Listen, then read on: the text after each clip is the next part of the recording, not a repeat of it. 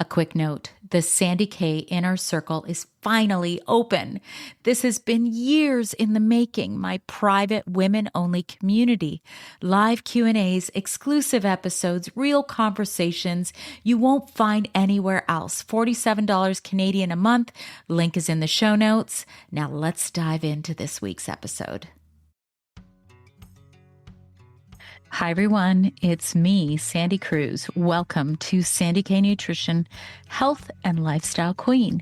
For many years now, I've been a trusted voice for people in midlife and beyond who want a deeper, more honest conversation about wellness. One that includes the physical, the emotional, the mental, and the esoteric. Most episodes are solo now because I want to bring you thoughtful research, lived experience, and grounded insight without noise or bias.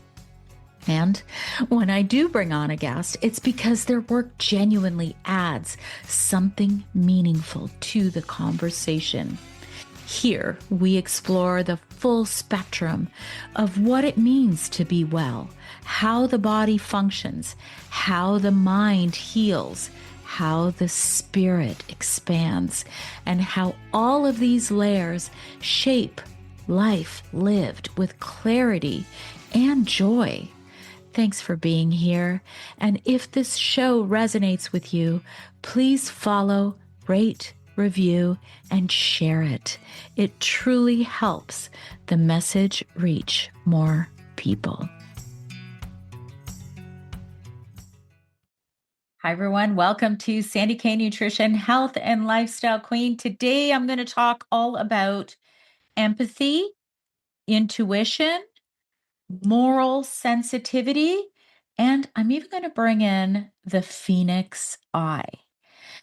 I came across this idea to record this episode because it all began with my dog. I was watching Dutton Ranch, and it was a scene where it was really kind of sad. It had to do with, I'm not going to give it away, it had to do with animals that were in pain. And my dog, she sat there watching. She could not turn away from the screen. And then I called her name is Gracie. I called her and she turned, she looked at me like, "Are you looking at this?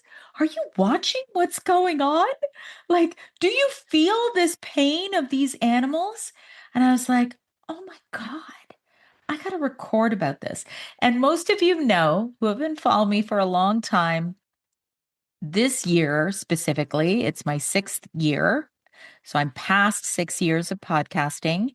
I decided to do more solo episodes because I want to follow my passion. I want to follow what interests me because there's just too much repetition right now in the health and wellness space. And a lot of what interests me is the body as a whole. So I always take science and soul. I am trained in both. I am a registered holistic nutritionist with multiple certifications. And a lot of times it's the soul part and how it integrates with our health that's what fascinates me. And I notice that a lot of people are really resonating with my content. So I thank you so much. I'm going to ask you to hit subscribe wherever you're listening because I do not have a big engine behind what I do. I have been in this space for a long time. And what keeps me going is feedback from you guys, as well as you sharing my content, because my primary role here is to help the world be a better place, healthier body, mind, spirit, and soul. So follow me on Instagram or anywhere else you do social media. I'm active everywhere. It's Sandy K Nutrition everywhere. Now let's get into it because you're going to find this interesting. I doubt many people even know what the Phoenix Eye is. Okay. I'm going to share that with you. I want you to look down at your thumbs. And if you're watching this video, you're going to see mine. I'm holding my hands up, so it's kind of like the inner part of your thumb. And it's not your lines in your hands or anything like that. It's actually at your thumbs. So look at the skin around kind of the inside of your thumb. And do you see a curved line wrapping around the inside? I'm going to show you. It looks like an eye. Okay. And if you have it on both thumbs, like I do, you're actually in rare territory. And I'm going to talk about what it means. It's not in superstition or fantasy. This is actually in science. And this is one component. Remember, we're such complicated beings. There's nature, there's nurture, there's genetics, there's traumas, there's so many layers to humans, which is why, then there's relationships, there's generations. There's so much. We're complex.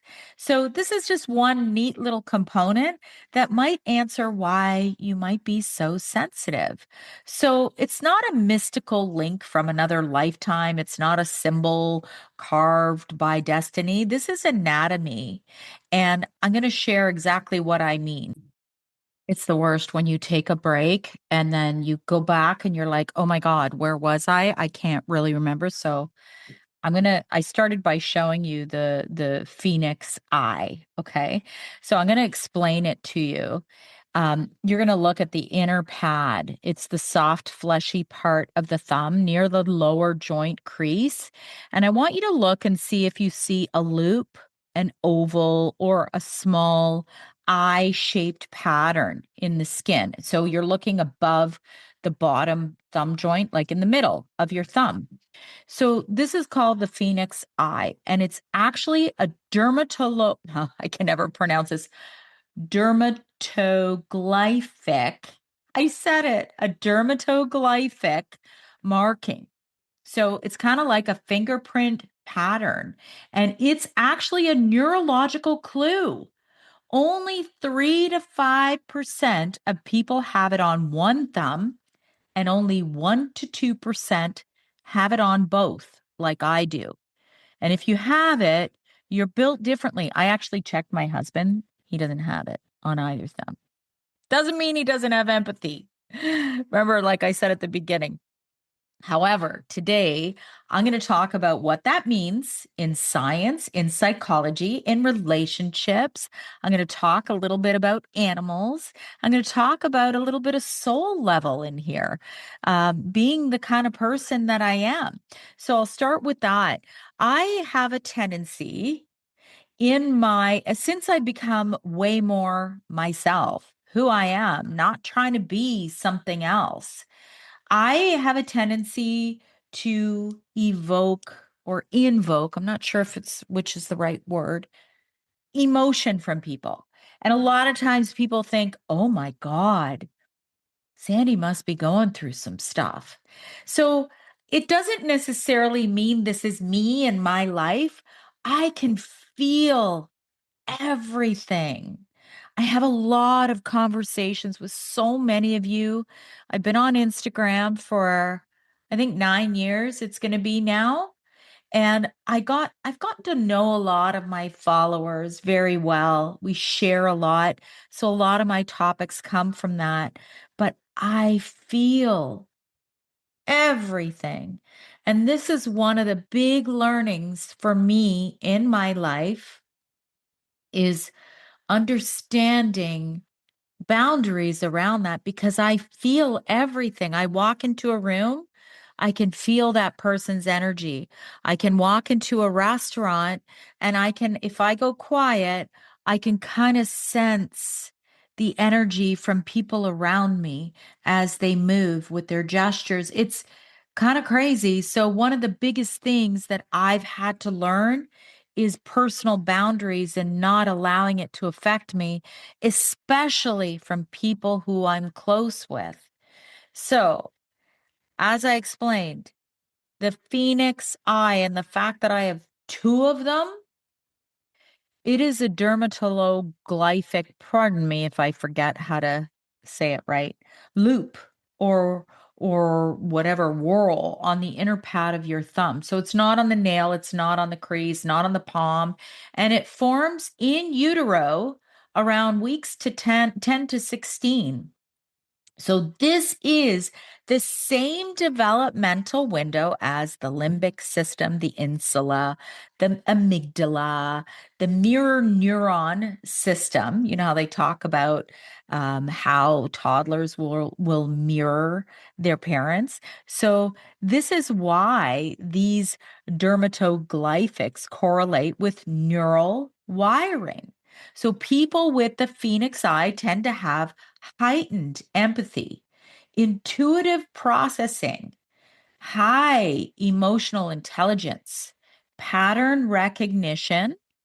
So we recognize patterns that don't really make sense or don't align or may not be with integrity, a moral sensitivity, and a deep emotional memory. So this is not superstition, it's neurodevelopment. So empathy is not a personality trait. It's a multi-system neural function. Like I was saying at the beginning, it's very complicated, but here are systems that matter. The mirror neuron system, which is what I mentioned. So neurons that fire both when you act and when you observe someone else acting or feeling. It creates emotional resonance, reading micro expressions of others, sensing tension, absorbing moods. Remember, that's what I was saying. Like, I have to work on that myself with my own energetic boundaries. And people with Phoenix Eye show stronger mirror neuron activation. And then there's interoception. I've talked about this before. So, this is the brain's ability to sense internal bodily states, heartbeat, tension, gut feelings. So, this helps to create intuition, somatic knowing, emotional accuracy. So, Phoenix Eye individuals have high interoceptive sensitivity. And I'll give you a little example of this. I have an old injury on my wrist and I have one on my foot.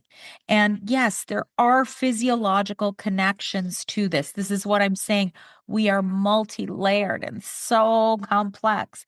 But when you become aware of how your body works, it's so powerful for you. So for me, I know, let's say nothing majorly stressful is going on in my life. I get a flare in my wrist or in my foot.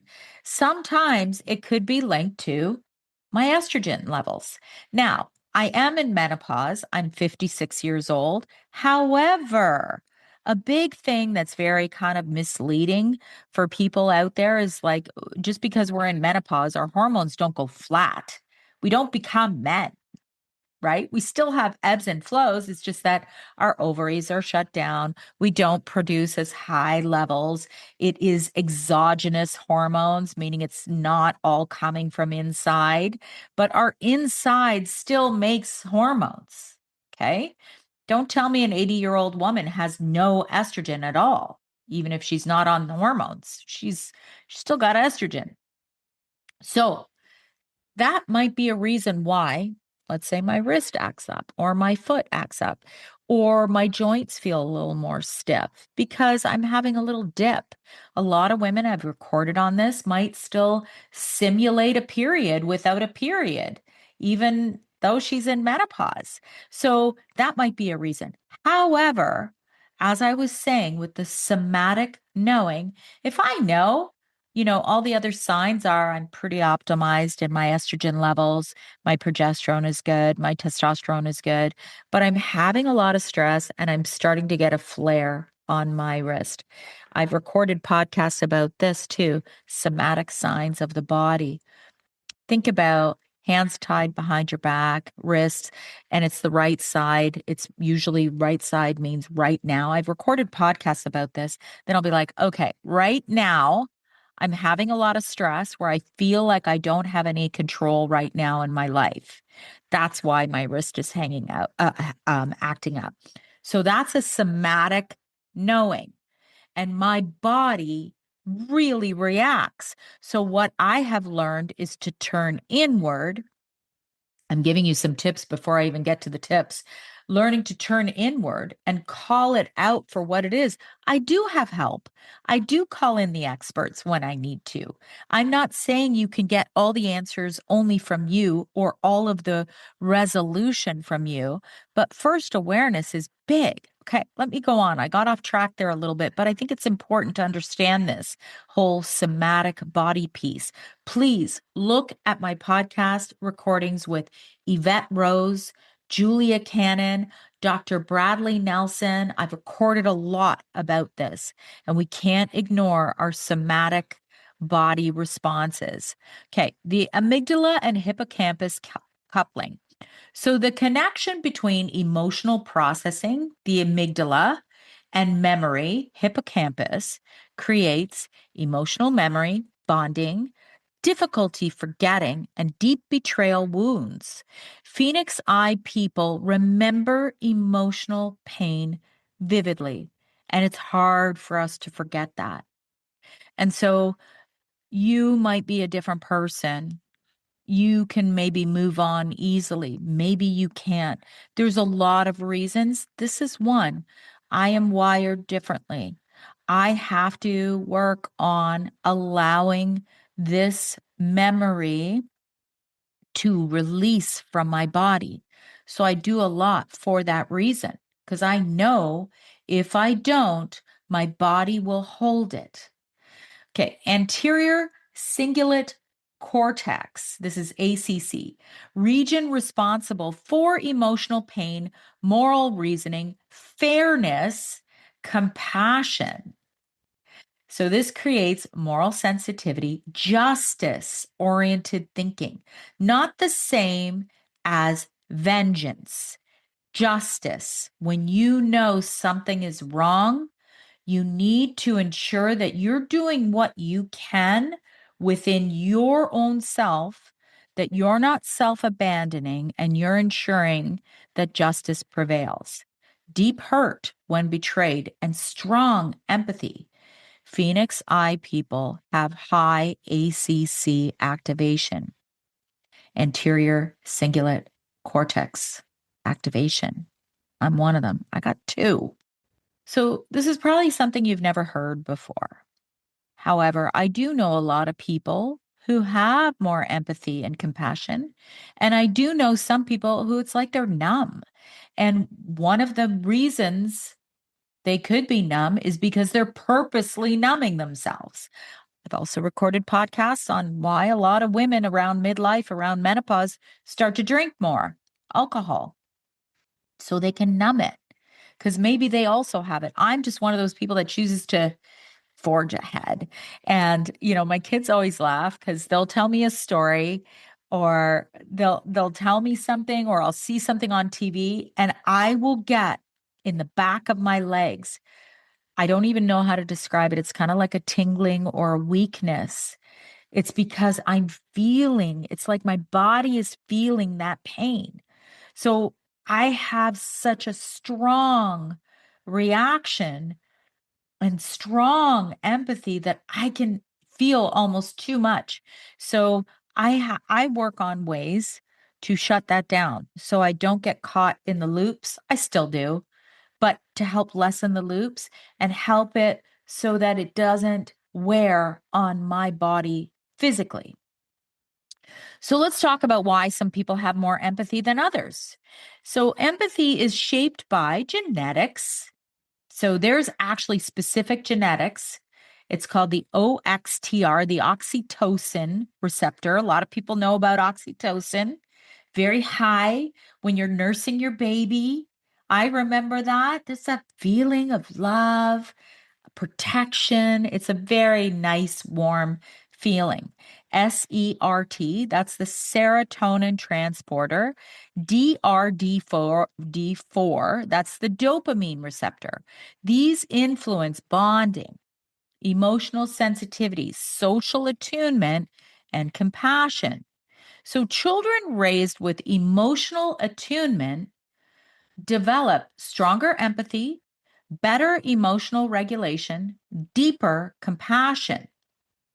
Children raised in chaos, or let's say, with one parent, let's say that one parent drank a lot, numbed themselves. They develop in hypervigilance, emotional scanning, pattern detection, empathy as survival. Both paths create empathy, one through safety and one through necessity. Okay. I happen to have always had very present parents and still to this day, I'm very fortunate that I have that. Now let's bring into trauma. Trauma doesn't create empathy. It amplifies it. So it can sharpen the emotional radar, pattern recognition, nervous system sensitivity.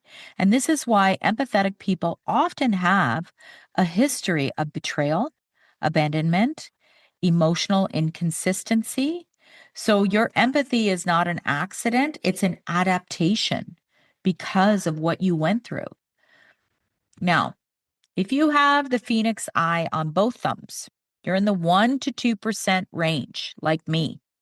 This means external intuition, which is actually the right thumb, internal intuition, the left thumb, emotional intelligence, pattern recognition, moral sensitivity, deep empathy, deep memory. You feel everything, you sense everything, you remember everything, and maybe you can't turn it off. I'm definitely one of those. But then add into all the genetics, add into what your trauma might be, add into your upbringing. Now, empathy, there is a shadow side. So empathy is it's a beautiful gift, but it can come with a cost. Highly empathetic people will sometimes ignore red flags, overgive, overtrust, see potential instead of reality, stay too long. I'm the queen of that. They call it loyalty, but I realize, and then that it doesn't serve me. Forgive too much, bond too deeply, get betrayed too easily. And when they hurt, they don't just feel pain, they feel a moral injury because empathy isn't just emotional, it's ethical. So what about animals? I'm going to speak very specifically about dogs. So, because I have one, I used to have two. Um, Dogs are some of the most empathetic creatures on the planet, and they have strong mirror neuron systems and very high interoception and emotional attunement, the ability to sense human stress hormones, the ability to co-regulate human nervous systems. Dogs don't intellectualize empathy like I am right here. They embody it. And the reason I feel it's important to intellectualize it for us is because there are too many things in the world that take us away from that that empathy, compassion, softness. Dogs teach us presence, attunement, non-judgment, unconditional regard, emotional honesty. Dogs they do not complicate empathy, but humans do. Dogs just practice it.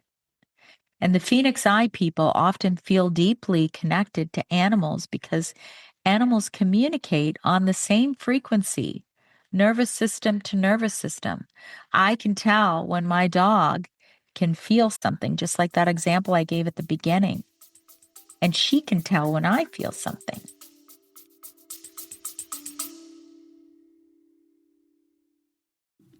I want to take a quick moment to tell you about something I created just for you.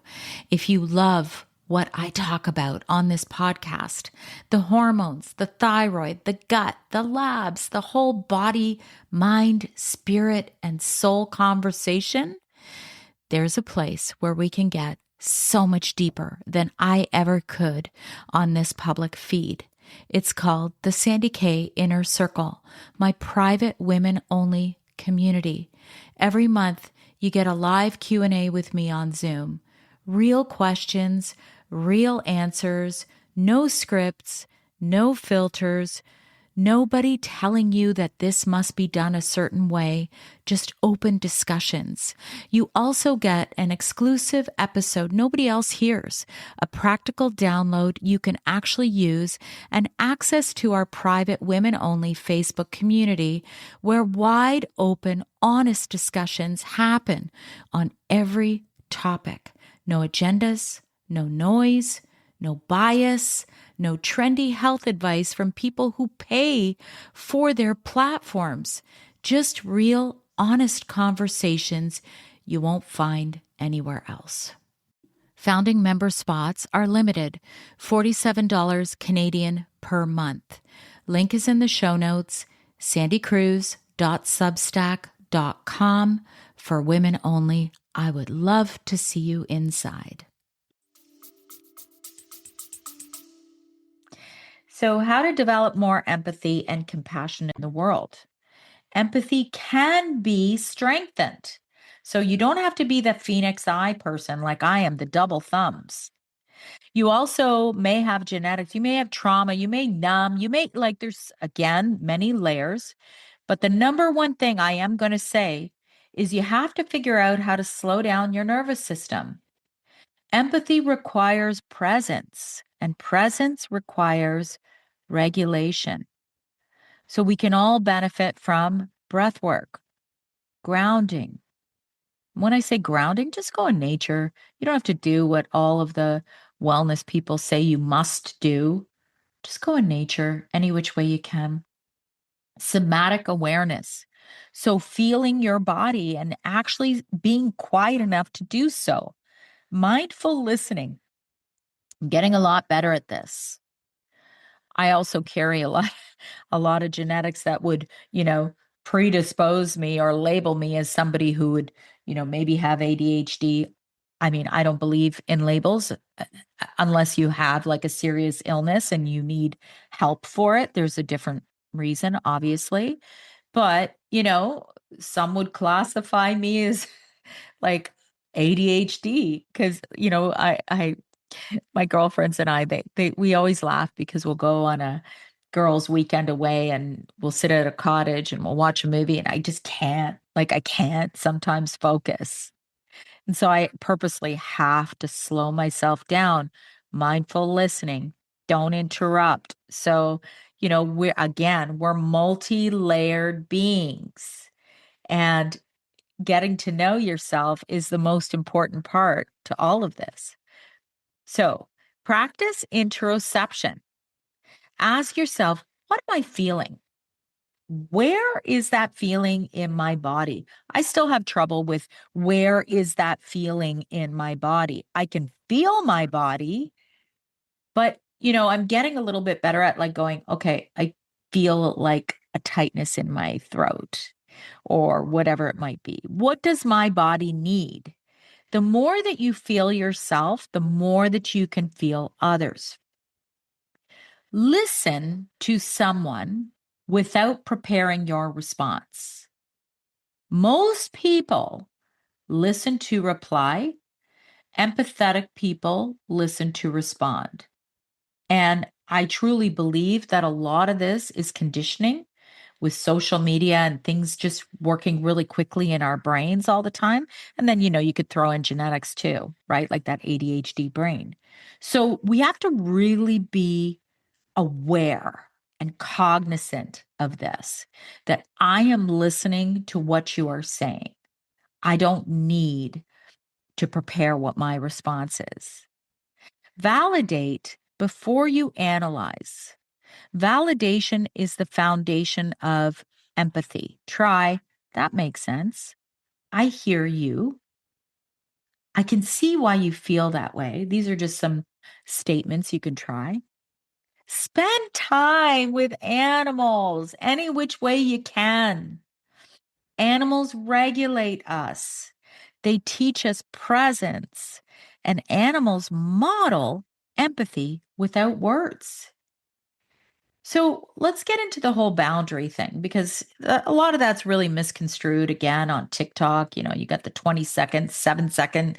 It's just getting smaller and smaller, these reels and TikToks. And boundaries are a little more complicated than how it's represented. Empathy can become self-harm when you're giving more than you're receiving.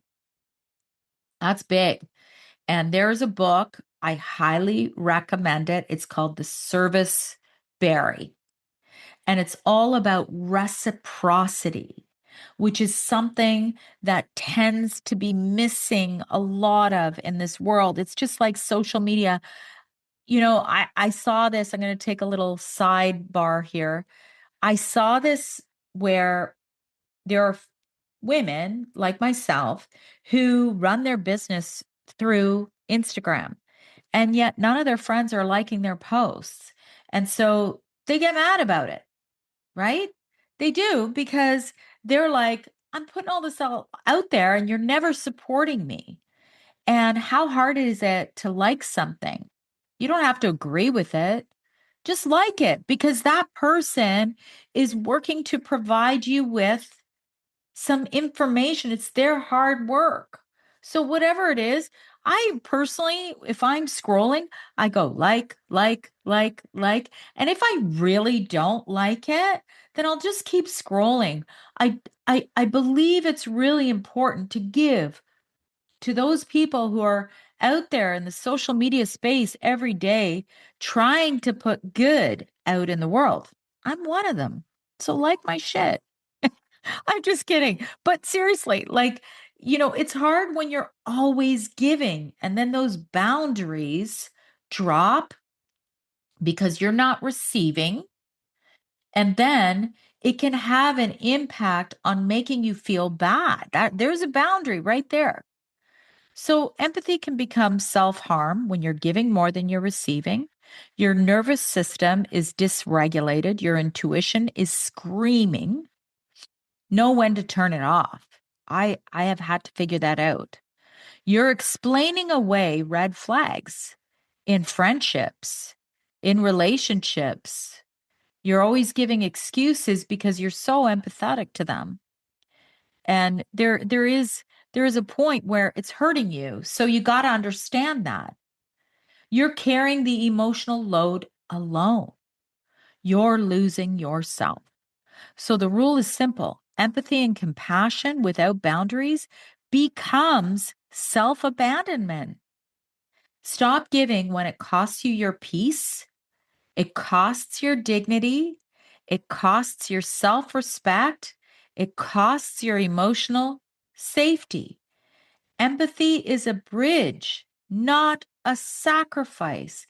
It is not that you should be that sacrificial lamb for anyone ever. That is one of the hardest lessons I have had to learn in this 56 years, because I tend to take everything on. And then I'm like, oh, I don't want to hurt that person, or I don't want to say that. I don't want to do that.